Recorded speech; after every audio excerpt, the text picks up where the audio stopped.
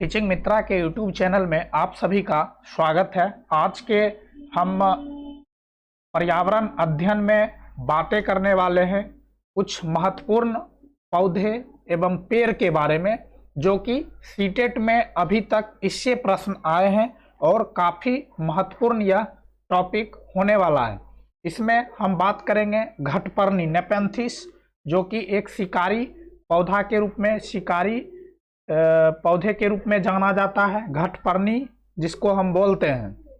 उसके बाद खेजरी क्रोटन, जो कि सिग्नल देने वाला पेड़ होता है, बरगद जो कि स्तंभ वाला पेड़ होता है, और लाइकेन जो कि वायु प्रदूषक का सूचक होता है, यूकेलिप्टस, जेट्रोफा पीपल जो कि 24 घंटे ऑक्सीजन देता है। तो इन सारी पेड़ के बारे में हम एक एक करके डिस्कस करने वाले हैं इस वीडियो में, तो आप हमारे साथ शुरू से अंत तक बने रहें। आज का यह जो टॉपिक होगा वह आपके एग्जाम की दृष्टिकोण से काफ़ी इम्पोर्टेंट होगा और निश्चित तौर पे इससे क्वेश्चन आते ही आते हैं। ऐसा एक भी इसमें टॉपिक नहीं शामिल किया हूं जो कि फालतू का होगा। इससे आपको प्रश्न देखने को निश्चित तौर पे बनेंगे। तो आइए हम डिस्कस करते हैं एक एक करके। इससे पहले यदि अभी तक आपने हमारे YouTube चैनल को सब्सक्राइब नहीं किए हैं तो एक बार सब्सक्राइब करके नोटिफिकेशन को ऑल कर लें, जिससे आपको हमारी अगली सभी वीडियो की नोटिफिकेशन आसानी से मिलती रहेगी। और अपने दोस्तों में शेयर भी करें ताकि अधिक से अधिक लोगों तक हमारा यह कंटेंट पहुंच सके और उनके लिए हमारा यह वीडियो काफ़ी हेल्पफुल साबित हो। और साथ ही साथ हमारे प्लेलिस्ट में जाकर आप प्रीवियस ईयर क्वेश्चन PYQ जो कि हमने बहुत सारे करवा रखे हैं वो भी आप देख सकते हैं, और बाल विकास का भी कंप्लीट क्लास है और EVS का भी कंप्लीट क्लास आप हमारे प्लेलिस्ट में जाकर देख सकते हैं। तो आइए हम बातें करते हैं इन सभी जो पेड़ हैं, इनसे एक एक करके हम आपको रूबरू करवाते हैं। तो सबसे पहला है रेगिस्तानी ओक, जिसे डेजर्ट ओक बोला जाता है। यह आप देख रहे हैं रेगिस्तानी, वह जितना भी पेड़ होगा उसमें पत्ते कम पाए जाएंगे। पहला एक पॉइंट आपको ये याद रखना है। दूसरा पॉइंट है कि रेगिस्तानी में जो भी पौधे पाए जाएंगे उनके जड़ें ज़्यादा जमीन में अंदर तक जाएगी, क्योंकि वहाँ पे पानी का कमी होता है और वह जमीन से पानी और खनिज लवण को प्राप्त करने के लिए वो ज़्यादा नीचे तक जाता है, जहाँ तक पानी का स्तर उसे मिल ना जाए। तो ये दो बिंदु हमेशा याद रखना है कि जो भी रेगिस्तानी पौधे होंगे उसके पत्ती बहुत कम होंगे या फिर उसमें कांटे पाए जाएंगे। और दूसरा बिंदु कि उसमें जो है जड़ें काफ़ी लंबी होती है। रेगिस्तानी पौधे के गुण होते हैं कि इसमें पत्तियां काफी कम या कांटे होते हैं। एक पॉइंट ये याद रखना है। दूसरा, इसकी जड़ें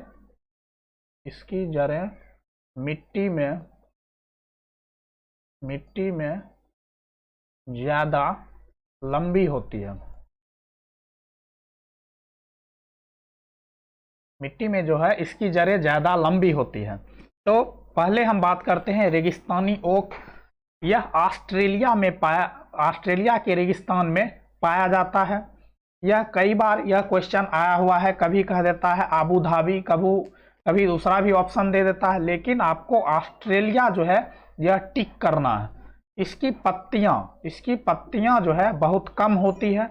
इस पेड़ की ऊंचाई क्लास के ऊंचाई के बराबर होता है, अर्थात हमारे क्लास की जो ऊंचाई होती है वो 12 फीट तक होती है, अर्थात 4 मीटर, 12 फीट 4 मीटर होती है। तो इस पेड़ की जो ऊंचाई होती है, एक कक्षा, एक जो रूम कमरा होता है उसके ऊंचाई के बराबर होता है। ये आप देख रहे हैं, यह जो इसकी हाइट है यह 4 मीटर इसकी हाइट होती है। इस वृक्ष की जड़ें जो है ऊंचाई के लगभग 30 गुना गहराई तक चली जाती है। यदि ऊंचाई इसका 4 मीटर है तो 4 गुना 30 120 मीटर यह जमीन के नीचे इसका जो होगा जड़ होगा। तो काफी इसका जड़ जो है वो नीचे रहता है। जब भी इस इलाके में पानी की कमी होती है तब लोग इस पेड़ की तना में, यहाँ जो तना होता है इसमें पाइप डालकर पानी निकाल लेते हैं और उसे पी लेते हैं, या फिर अन्य कार्य जो उसका मन हो वो कर सकते हैं। तो पतली पाइप डालकर आप इसे पी सकते हैं। तो यह रेगिस्तानी ओक के बारे में काफ़ी सारी महत्वपूर्ण पॉइंट हैं। एक भी इसमें एक्स्ट्रा पॉइंट नहीं है, जो भी आपके एग्जाम में निश्चित तौर पे आएगा उसको मैंने इसमें शामिल किया हूँ। अब है क्रोटन। तो क्रोटन आप देख रहे हैं, इसे आप जानते होंगे, हम अपने घर में भी गमले में करके लगाते हैं। तो यह सिग्नल देने वाला प्लांट है। यह कैसा सिग्नल देता है? तो यह सिग्नल देता है, इसको लोग जो है किसान अपने खेतों में अपने फसलों के साथ लगाते हैं। तो जब फसलों में पानी की कमी होती है या फिर मिट्टी की जो क्षमता होती है उसका ह्रास होता है तो यह सूखने लगता है। यह सूखने लगता है जिससे किसान को पता चल जाता है कि हमें अपने फसलों को पानी देना है या फिर खाद देने की आवश्यकता है, हमारा फसल जो है वो खराब हो रहा है। तो यह पौधे या फसल को पानी की कमी से बचाता है। इसकी जड़ें जमीन में ज़्यादा नीचे नहीं जाती है। यह जो है जमीन के ऊपर ज़्यादा नीचे नहीं जाती है, बस ये ऊपरी परत में ही रहती है, जिससे इसे सिग्नल देने में काफ़ी आसान होता है। तो यह सिग्नल देने वाला प्लांट होता है। अब हम बात करते हैं घटपर्णी। सबसे ज़्यादा बार इससे क्वेश्चन आपको पिछली शिफ्ट में आया था, जब ऑनलाइन एग्ज़ाम आपका हुआ था तो उसमें सबसे ज़्यादा इससे क्वेश्चन देखने को मिला था। तो यह जो है नेपेंथिस, जिसे कि घटपर्णी बोला जाता है, यह पौधा इंडोनेशिया, ऑस्ट्रेलिया एवं भारत के मेघालय में पाया जाता है। यह जो है घटपर्णी पीचर प्लांट इसको बोलते हैं, पीचर प्लांट इसको हम बोलते हैं। यह जो होता है इससे एक खुशबू निकलती है, इससे एक खुशबू निकलती है। आपको ऑप्शन में दे देगा कभी कभी कि यह आवाज़ निकालती है, तो आवाज़ नहीं, यह एक खुशबू निकालती है। और इस खुशबू से अन्य कीड़े मकोड़े जो है वो आकर्षित होते हैं और इसमें आके बैठ जाते हैं। फिर ये ढक्कन अपना बंद कर लेती है,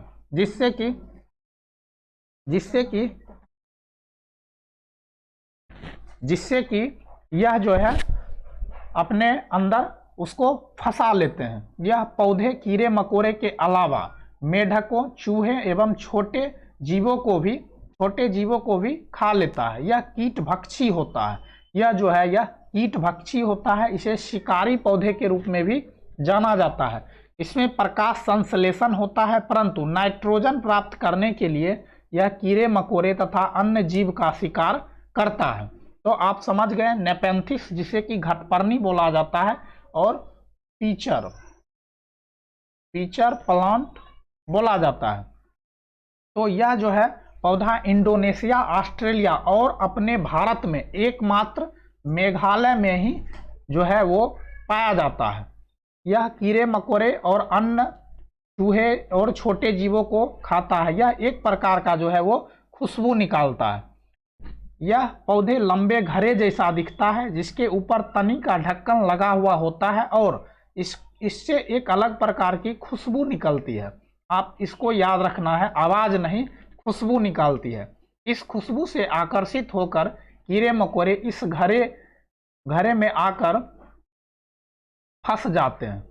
अन्य कीटभक्षी सनड्यू, डायोनिया ये भी अन्य कीटभक्षी होते हैं। अब बरगद की बात करते हैं। तो बरगद जो है यह आप इसको देखे होंगे, हमारे आसपास बहुत सारे ऐसे पेड़ देखने को मिलते हैं बरगद के। यह काफ़ी विशाल पेड़ होता है। यह जो है बहुत बड़ा पेड़ होता है।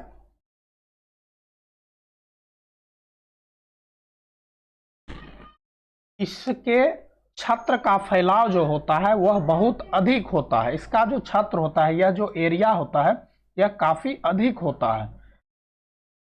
इनके छत्र को सहारा देने के लिए इसकी शाखाओं से जड़ें निकलती है जिन्हें स्तंभ कहा जाता है। ये जो आप देख रहे हैं जड़ें, ये इसकी शाखा से निकली हुई जड़ है। यह जो जड़ है यह स्तंभ कहलाता है। यह जो है इसे सहारा देने का काम करता है। इस पेड़ में जमीन के भीतर भी जड़ें होती है। इस जड़ के अलावा यहाँ जो इसका मेन तना है, इससे अंदर मिट्टी के अंदर भी जड़ें पाई जाती है। ऐसा नहीं कि इसमें सिर्फ स्तंभ होता है। स्तंभ जब पेड़ काफी विशाल होने लगता है तो धीरे धीरे उसमें स्तंभ जो है वो निकलना प्रारंभ होता है। लेकिन शुरुआत में जब हम इसे लगाते हैं तो कुछ दिनों तक इसमें स्तंभ नहीं पाए जाते हैं, तो स्तंभ बाद में इसमें पाया जाता है, जिसके कारण इसमें जड़ भी पाया जाता है। पीपल, बरगद और नीम पर्यावरण के मित्र माने जाते हैं। यह जो है यह हमारे पर्यावरण का मित्र है। अब आगे बात करते हैं पीपल के बारे में। आप देख रहे हैं मैंने बहुत छोटा सा पीपल का पेड़ यहाँ पे लिया है। इतना छोटा होता नहीं है, लेकिन यह गमला में लगाया गया है। यह विशाल जो है छायादार पेड़ होता है। यह बरगद, ये सभी विशाल और छायादार पेड़ जो होते हैं वो होते हैं। ज़्यादातर चौक चौराहे पे ये पेड़ आपको ज़्यादातर देखने को मिलेंगे। पीपल का पेड़ 24 घंटा ऑक्सीजन देता है। काफ़ी काम का यह पॉइंट है आपके लिए कि पीपल का जो पेड़ होता है वो 24 घंटा ऑक्सीजन देता है। इस वृक्ष को बोधि वृक्ष भी कहा जाता है, क्योंकि गौतम बुद्ध थे उनको ज्ञान इसी वृक्ष के नीचे प्राप्त हुआ है। बिहार के बोध गया में एक महाबोधि मंदिर है महात्मा बुद्ध का। वहीं पे जो है ये पीपल का जो है पेड़ है और इसी पेड़ के नीचे उनको ज्ञान की प्राप्ति हुई है। तो काफ़ी जो है दर्शनीय स्थल है, टूरिस्ट प्लेस है, आप वहाँ जाकर घूम भी सकते हैं। तो पीपल वृक्ष के जड़ का विस्तार जो होता है वो काफ़ी दूर तक होता है। आप देखते होंगे जहाँ पे पीपल है तो उसका जड़ काफ़ी दूर तक, मिट्टी हट जाने से उसका जड़ ऊपर ऊपर आपको दिखाई भी देते रहता है काफ़ी दूर तक। तो इसका जो विस्तार होता है जड़ का वो काफ़ी दूर तक होता है। ये अभी छोटा है इसीलिए, नहीं तो इस गमला को फाड़ के तुरंत निकल जाएगा बाहर। इस वृक्ष की पत्तियां हमेशा हिलती रहती है। यह जो पत्ते होते हैं यह हमेशा हिलते ही रहता है। तो पीपल। अब आगे बात करते हैं खेजरी। यह भी रेगिस्तानी जंगलों में पाया जाता है। यह जो है रेगिस्तान, भारत के रेगिस्तान में पाया जाता है, राजस्थानी क्षेत्र में, राजस्थान के थार मरुस्थल उसमें यह पाया जाता है। इस वृक्ष की जड़ें भी गहरी होती है क्योंकि यहाँ पानी का अभाव होता है। मैंने आपको पहले ही बता दिया है कि जो भी राजस्थान या फिर मरुस्थलीय पेड़ पौधे होंगे उनमें जो होगा जड़ें, वो जड़ जो होती है वो ज़्यादा नीचे जाती है और उसमें पत्तियां कम पाया जाता है। इस खेजरी वृक्ष का सबसे इम्पोर्टेंट बात यह है कि यह कभी, इस लकड़ी में कभी दीमक या कीड़े नहीं लगते हैं। इसमें जो है इसके लकड़ी में कभी दीमक या कीड़े नहीं लगते हैं। यदि इस खेजरी वृक्ष के लकड़ी का फर्नीचर या फिर घर में दरवाजे बनाया जाए तो उसमें पेंट और कुछ भी करने की आवश्यकता नहीं है क्योंकि कीड़ा लगेगा ही नहीं। तो इसकी फलियां का उपयोग सब्जी बनाने में किया जाता है। इसके तने के छाल का उपयोग दवाई बनाने में किया जाता है। इसका जो तना होता है, इसमें जो छाल होते हैं ऊपर से, उसका दवाई के रूप में उपयोग किया जाता है। इसे ज़्यादा पानी की ज़रूरत नहीं होती है। यह एक छायादार वृक्ष है। अब है लाइकेन।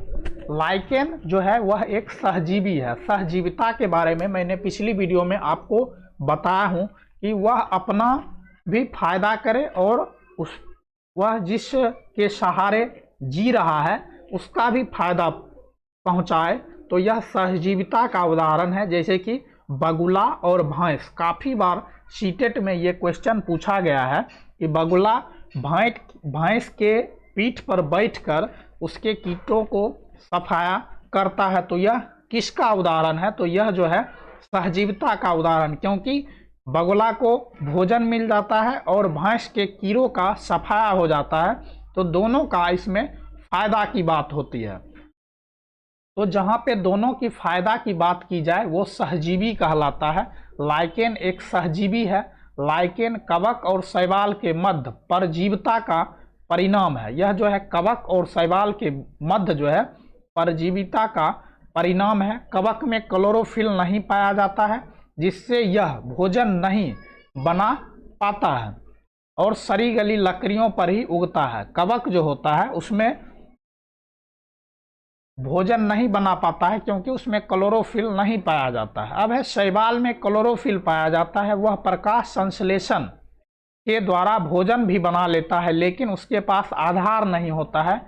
वह किस चीज पे खड़ा रह सके, उसे आधार का संकट होता है, तो उसके पास जो है आधार का संकट होता है। कवक शैवाल को आधार प्रदान करता है और शैवाल कवक को भोजन।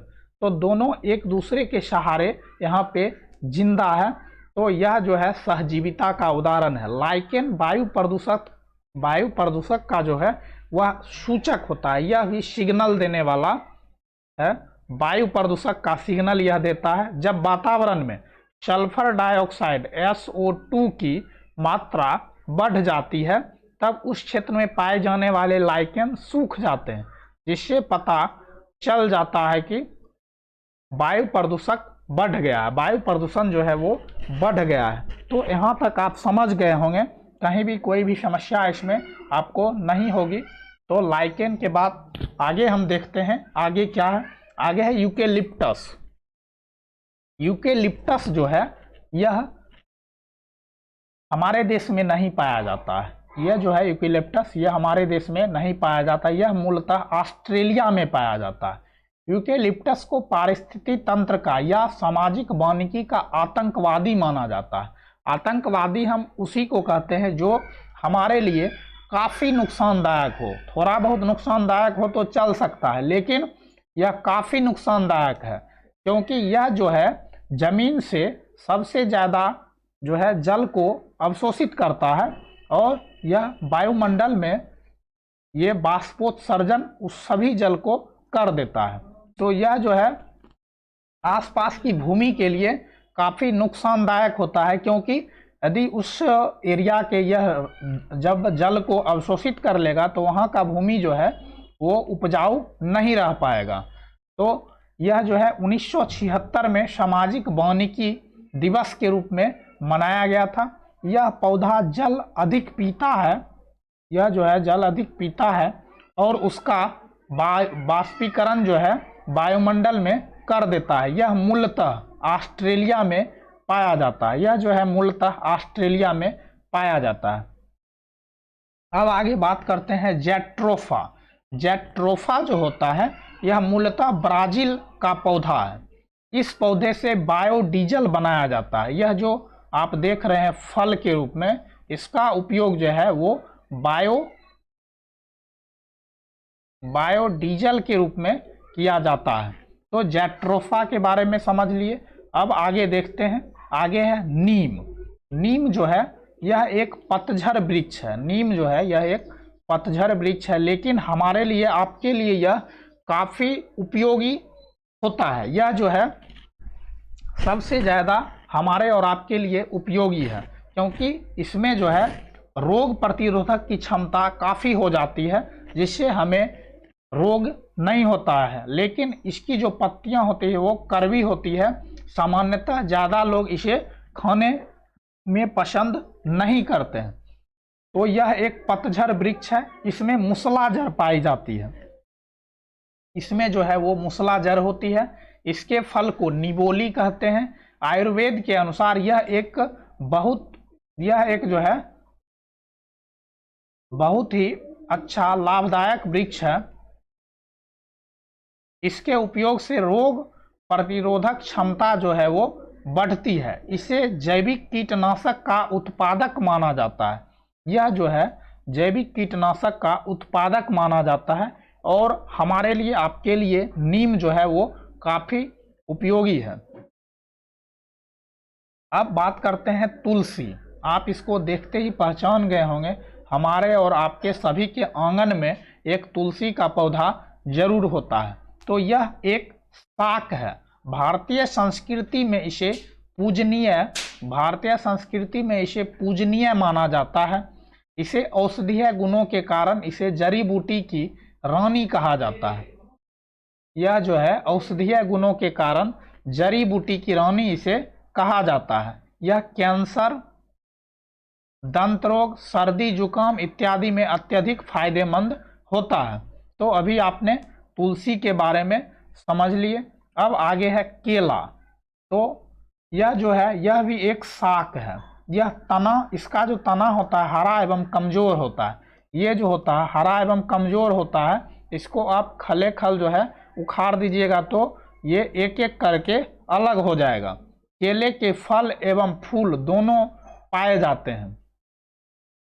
दोनों जो है यहाँ पे खाए होंगे, दोनों जो है वो खाए जाते हैं। ये जो फल है और ये जो फूल है इसका भी लोग सब्जी बनाकर खाते हैं।